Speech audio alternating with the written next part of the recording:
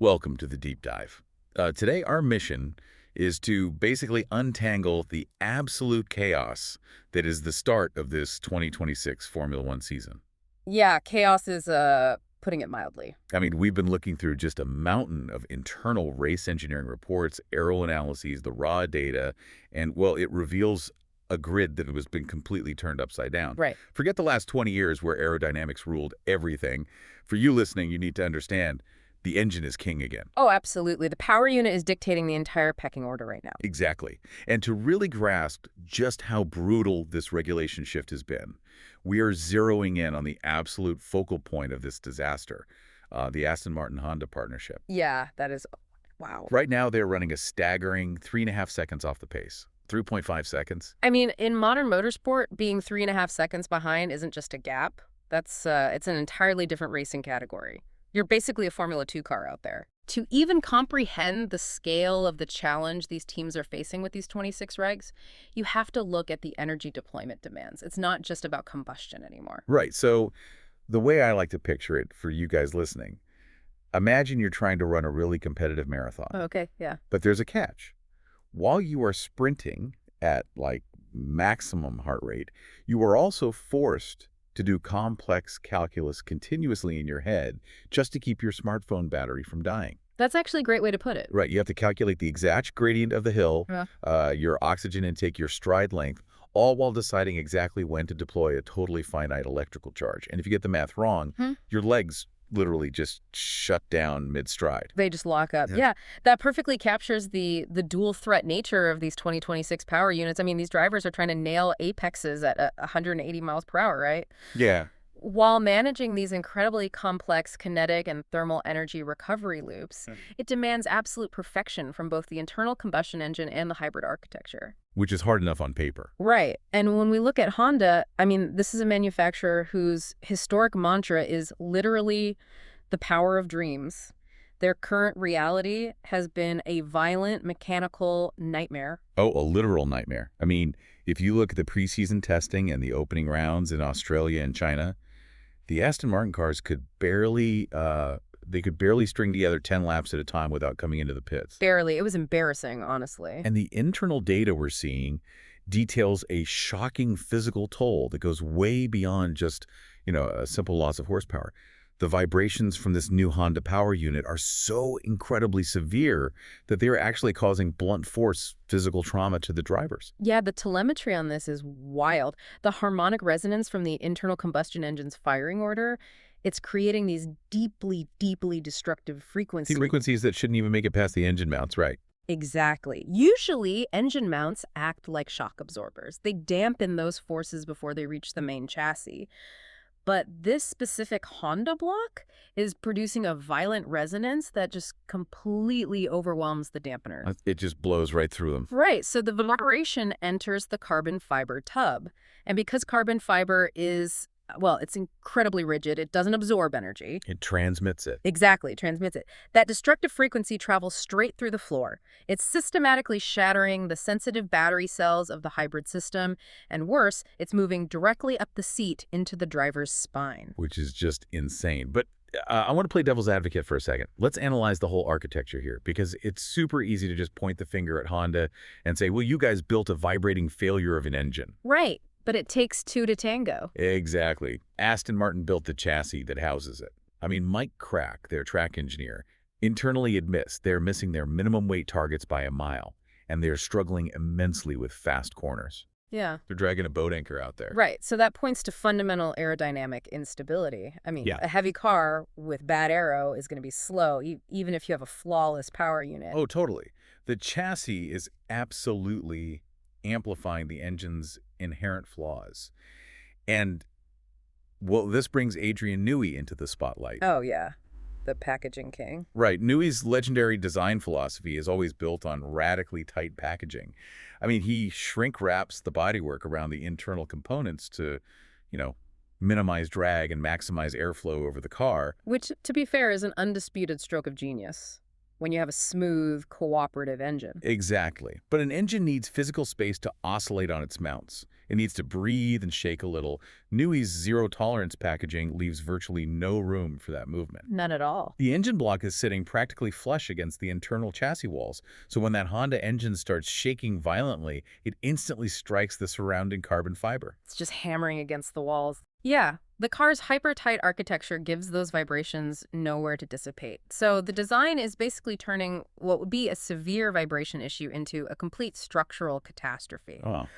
In fact, the engineering reports note that Newey has even stepped back from his overarching role as team principal right now, just to isolate himself and focus entirely on engineering a way out of this specific packaging disaster. And when Newey has to lock himself in a room, you know it's bad. And I think that leads us perfectly to the Japanese Grand Prix at Suzuka. Oh, Suzuka. Fernando Alonso crosses the finish line in 18th place. 18th. Yet internally, Shintaro Orihara, Honda's chief engineer, was celebrating this as a massive positive step. People thought he was crazy. Right. To a casual observer, cheering an 18th place finish at your home race looks like pure delusion. Like, what are you celebrating? It looked totally absurd until you look at the telemetry acquisition. Because up until Suzuka, the cars were retiring so early in the sessions that the engineers were essentially flying blind. Right, they didn't have the data. You cannot engineer a fix for a harmonic resonance if you cannot measure the exact RPM triggers over a sustained period of time. You need a full race distance. Exactly. Simply finishing a full race distance without the car literally shaking itself to pieces provided a continuous, uninterrupted data stream. Suzuka was, realistically, their first successful measurement of the failure. And they desperately needed that data right now because, honestly, the global context has suddenly handed them a massive lifeline. A huge one. We are currently in this really strange multi-week break in the calendar. The recent outbreak of the Gulf War forced an immediate reshuffling of the F1 schedule, which gave the factories this unexpected massive window of development time before the next race in Miami. Yeah, the timing couldn't be better for Aston. And crucially, the governing body is allowing Honda to bring an upgrade to Miami. But wait, I have to ask this, because the rules explicitly state that engines are strictly frozen for performance development the second the car rolls out for race one, right? Yep, performance freeze is absolute, supposedly. So if Honda uses safety as like a Trojan horse to reinforce their engine block, they're inevitably going to unlock a massive amount of performance. How is that boundary policed when all the rival teams are obviously screaming foul? Well, it's policed through pure telemetry, but it's an incredibly thin line to walk. The technical framework dictates that if a manufacturer can conclusively prove an internal component is failing dangerously, Which they can, because drivers are getting hurt. right, it's destroying battery packs and injuring drivers. So they are granted a reliability upgrade. Honda is legitimately changing the architecture to stop the engine from tearing itself apart. But the mechanical byproduct of that safety fix is just raw speed. Oh, absolutely. Because of the sheer violence of the vibrations we talked about, Honda has been forced to run their engines in a highly, highly conservative mapping. Just to survive the race. Yeah. They've been capping their engine speed at around 11,500 RPM just to keep the block intact. Meanwhile, their rivals are happily sprinting down the straights at 12,500 RPM. Wow.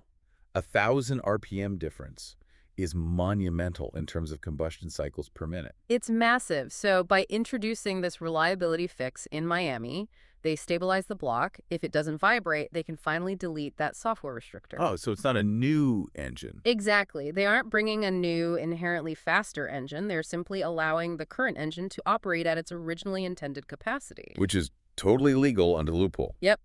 And lifting that cap could instantly unlock, we're talking 40 to 50 horsepower? 50 horsepower overnight is a staggering jump in F1. But honestly, unlocking 50 horsepower is just putting a new roof on a house with a crumbling foundation, right? Yeah, it doesn't fix the core issue. To close a 3.5-second gap, Aston Martin doesn't need a Band-Aid. They need structural reconstruction. And that brings us to the ultimate fail-safe of the 2026 regulations, the ADUO program. Yeah, the ADUO program. To understand why this even exists, you really have to look at the power hierarchy our internal sources have mapped out. Right. Break down the numbers for us. So Mercedes is currently the benchmark.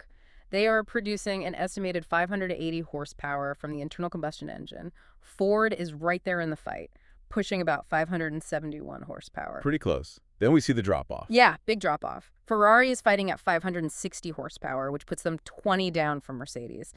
And then sitting dead last, Audi and Honda are struggling at just 544 horsepower. 544. That is a 36 horsepower deficit. I mean, that translates to a massive loss of terminal velocity on the straights. They're basically sitting ducks going into heavy braking zones. They're just getting swallowed whole on the straights, which is exactly why they need the ADUO program. Right, the allowance for development of underperforming output. Yes. It is the emergency parachute written into the regulations, and it operates on a strict tier system based on a team's deficit to the leader. Okay, so how does it split the grid? Well, because Ferrari is 20 horsepower down, they fall within a 2% deficit window.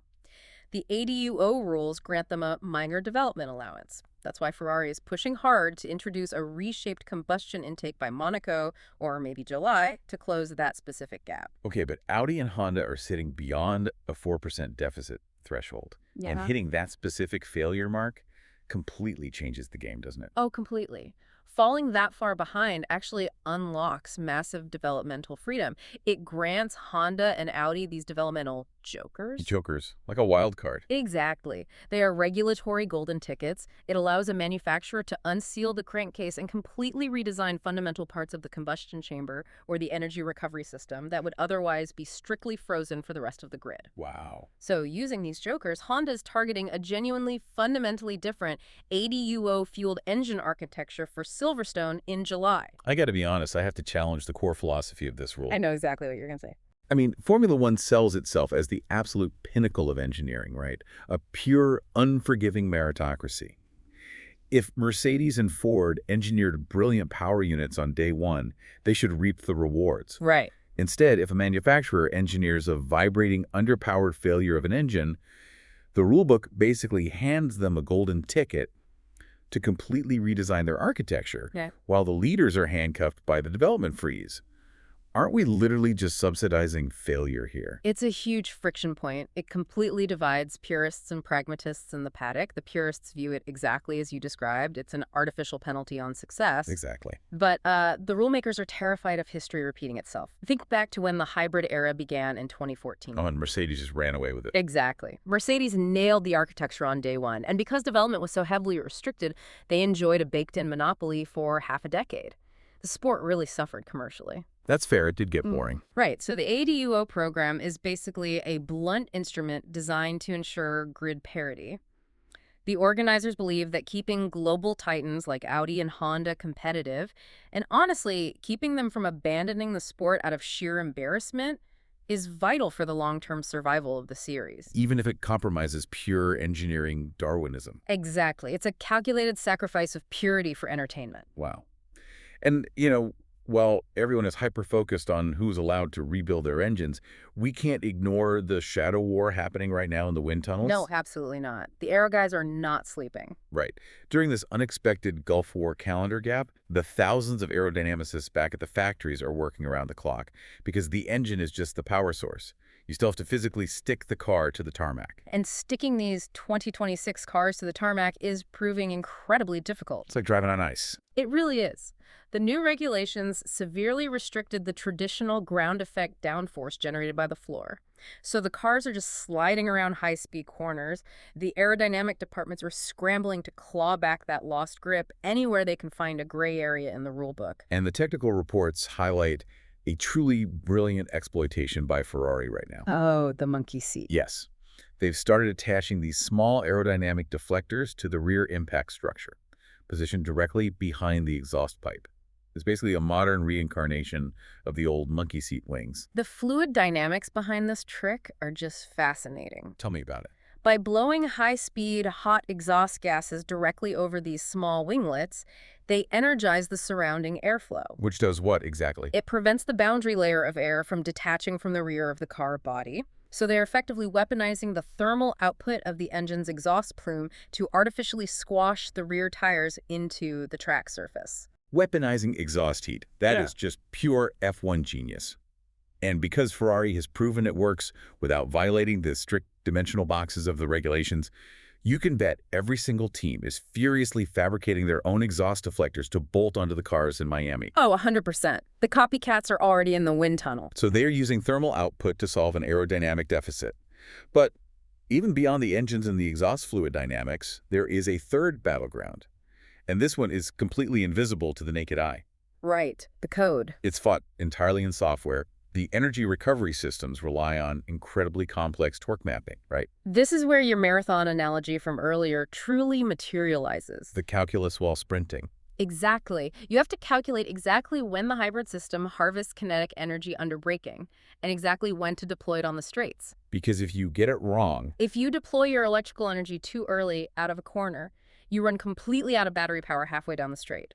And the car physically stops accelerating. It feels like hitting a wall. so the teams are running billions of Monte Carlo simulations, circuit by circuit. Billions. They have to code software algorithms that tell the powertrain exactly how many joules of energy to deploy out of a slow corner to defend against a slipstream versus, say, saving that energy for an aggressive overtake at the end of a DRS zone. And the volume of simulation parameters is just staggering. I mean, the software has to dynamically map out where the driver should lift, where they should coast, how the energy distribution changes as the tires degrade, how it shifts as the fuel load lightens. It's endless. Yeah.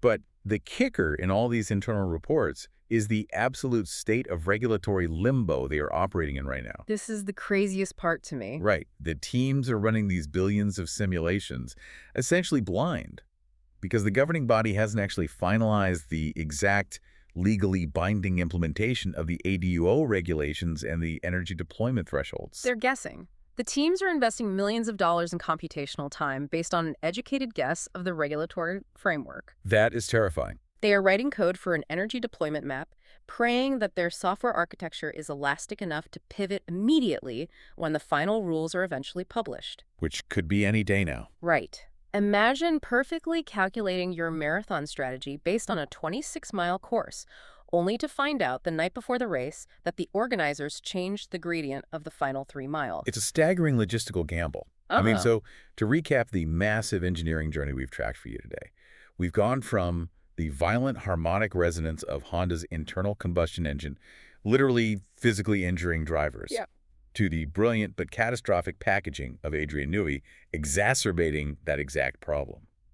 We've seen how teams are using safety upgrades as a Trojan horse to unlock 50 horsepower overnight. The Miami loophole. Exactly.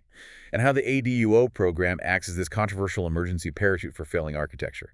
And beneath it all, aerodynamicists are weaponizing exhaust plumes, while coders run blind simulations in a shadow war for electrical efficiency. The mechanical complexity of this 2026 grid is just a completely new frontier for motorsport. And honestly, it leaves us with a profound, almost existential question to consider as this season unfolds. What's that? Well, in an era where billions of software simulations, dynamic torque algorithms, and automated energy deployment maps are dictating the aerodynamic and kinetic performance of the car, literally corner by corner, who is actually driving? Wow. Is it the multi-million-dollar pilot sweating behind the wheel? Or is it the algorithm written by an engineer 5,000 miles away in a factory determining the exact millisecond the rear tires get their power? Are they driving the car or just keeping the battery alive while the code dictates the race? Man, that is a wild thought to leave on. Yeah. Thank you for taking this deep dive with us today. For all of you listening, keep questioning the mechanics behind the headlines. And remember, next time you see a Formula One car fly by, think about the invisible math keeping it on the track. Catch you next time.